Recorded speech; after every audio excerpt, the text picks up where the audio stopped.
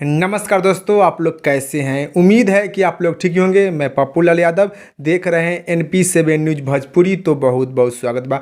अगर आप लोग अभी तक NP7 न्यूज़ भोजपुरी को सब्सक्राइब नहीं किए हैं तो नीचे का लाल बटन दबाकर सब्सक्राइब कर दीजिए और साथ ही साथ वीडियो को लाइक कर दीजिए। तो दोस्तों, आप लोगों को बता दें कि अगर सुपरस्टार बनना है तो खेसारी लाल यादव जी के ऊपर गाना गा दीजिए। खेसारी लाल यादव जी के नाम लेकर गाना गा दीजिए। अगर आप लोगों को सुपरस्टार बनना है तो खेसारी लाल यादव जी के ऊपर गाना गा दीजिए। खेसारी लाल यादव जी के नाम लेकर गाना गा दीजिए और भोजपुरी इंडस्ट्री के सुपरस्टार बन जाइए। काहे कि मोनू अलवेला जी और शिल्पी राज एक गाना गाए थे खेसारी लाल यादव जी के ऊपर, फिल्म देखम हम खेसारी के।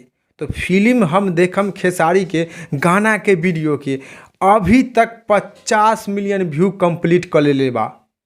अभी तक 50 मिलियन व्यू कंप्लीट कर ले बा।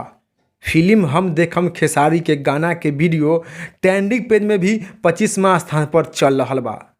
अगर आप लोगों को भोजपुरी इंडस्ट्री में सुपरस्टार बनना है तो खेसारी लाल यादव जी के ऊपर गाना गा दीजिए। खेसारी लाल यादव जी के नाम लेकर गाना गा दीजिए और भोजपुरी इंडस्ट्री के सुपरस्टार बन जाइए।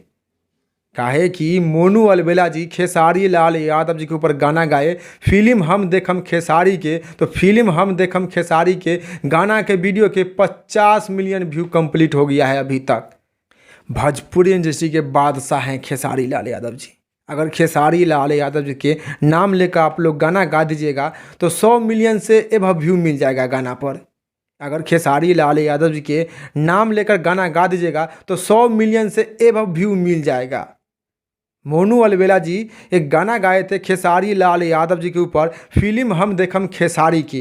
तो फिल्म हम देखम खेसारी के गाना के वीडियो के अभी तक 51 मिलियन व्यू कंप्लीट कर ले बा। तो आप लोग मोनू अलवेला जी के बारे में क्या कहना चाहते हैं जरूर नीचे कमेंट बॉक्स में अपना राय और विचार दीजिएगा। फिलहाल में इतने, फिर से मिलेंगे अगले वीडियो में। जय हिंद, जय भोजपुरी।